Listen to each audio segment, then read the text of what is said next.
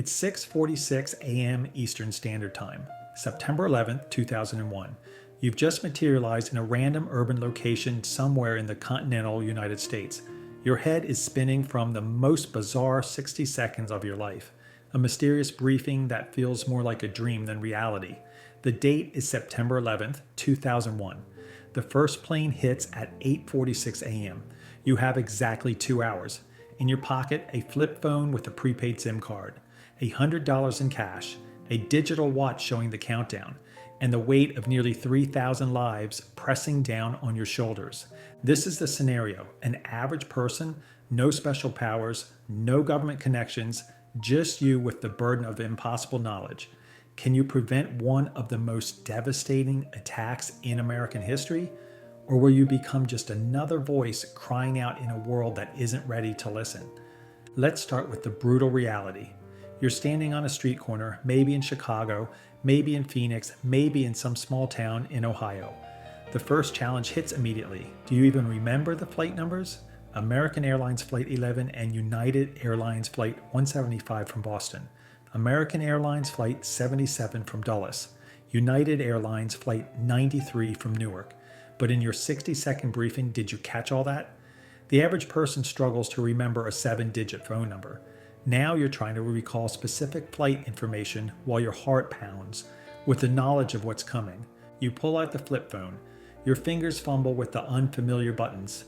Remember, this is 2001. No smartphones, no Google, no instant access to information. You need to call someone, but who? The FBI. How do you even reach them? There's no central hotline that you know of. Directory assistance might help, but that takes time. Precious minutes ticking away.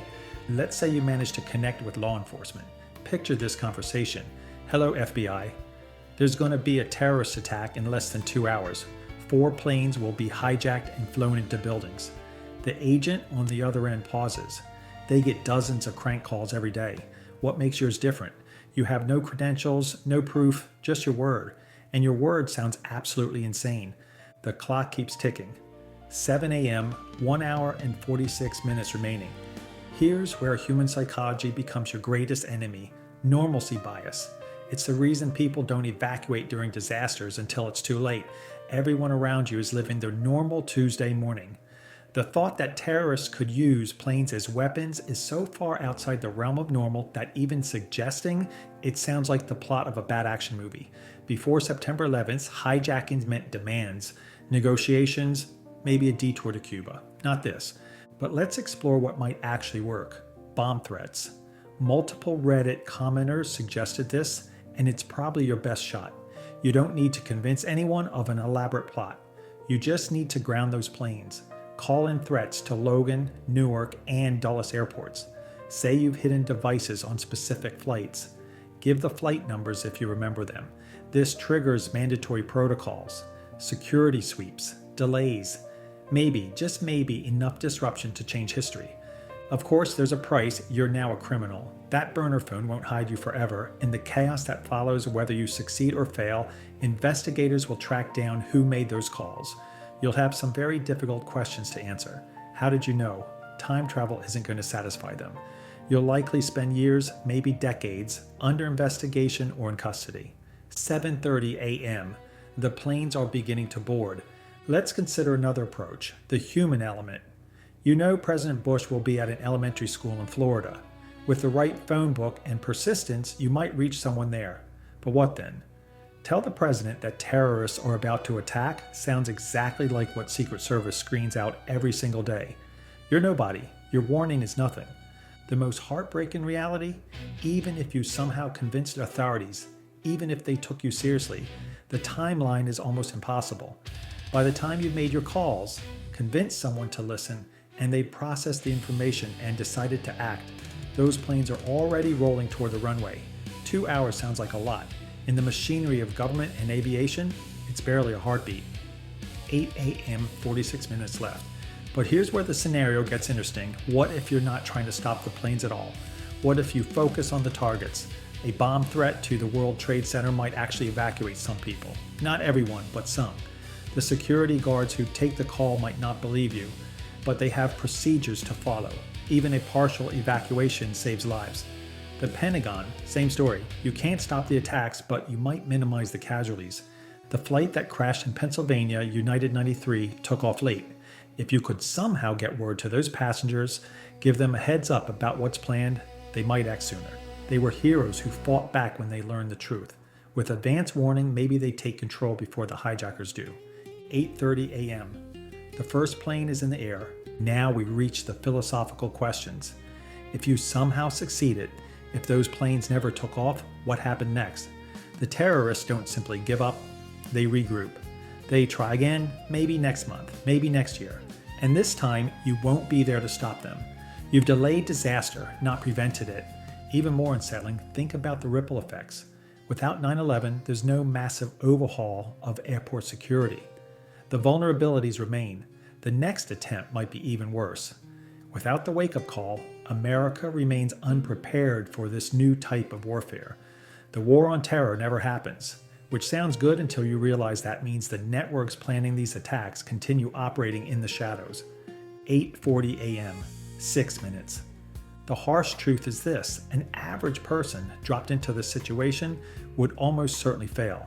Not because they lack courage or intelligence, but because the system isn't designed to respond to this kind of warning. It's like trying to stop a tsunami with your bare hands. The forces in motion are too powerful, the time frame too short, the credibility gap too wide. But failure doesn't mean worthlessness. Every person you convince to leave those buildings, every moment of delay you create, every seed of doubt you plant in the right mind could mean lives saved. Maybe you don't prevent 9/11. Maybe you just make it 9/11 with 20 fewer casualties, or 50, or 100. In the grand scope of history, that might seem like nothing. To those families, it's everything. 8:46 a.m. Impact. The most likely scenario, you're standing somewhere in America, phone in hand, having just spent 2 hours being dismissed, ignored, or maybe arrested for making threats. You watch the news in horror like everyone else, but with the added weight of knowing you tried and failed. You become a footnote in the investigation, the person who knew but couldn't convince anyone. Your life is forever changed, haunted by the knowledge of what you couldn't prevent. But there's a slim chance, a vanishingly small possibility, that something you did mattered. Maybe your bomb threat delayed one flight just long enough for security to notice something suspicious. Maybe your call to an airport put them on edge, and they caught one detail they might have missed. Maybe in some small way, your desperate actions in those 2 hours made a difference. The 7-day scenario is entirely different. With a week to prepare, you could establish credibility, predict smaller events to prove your knowledge, reach the right people through persistence. But 2 hours? 2 hours is a lesson in human limitations, in how our systems work, and how surprisingly fragile yet frustratingly rigid they can be. This thought experiment reveals uncomfortable truths about our world, how we process information, how we respond to warnings, how we balance security with normalcy. It shows that sometimes knowing the future isn't enough. You need credibility, connections, and most importantly, time.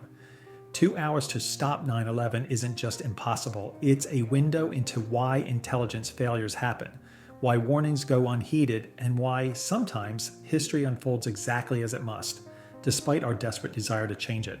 The real question isn't whether you could stop it, it's what you would do knowing you probably can't. Would you still try?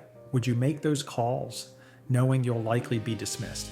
Would you accept the consequences, the suspicion, the investigation that would follow? Most importantly, could you live with yourself if you didn't try? That's the weight an average person would carry, not superhuman powers or special access, just the burden of knowledge and 2 hours to act on it. It's a reminder that history's greatest moments often hinge not on what we know, but on whether anyone will listen when we try to share it.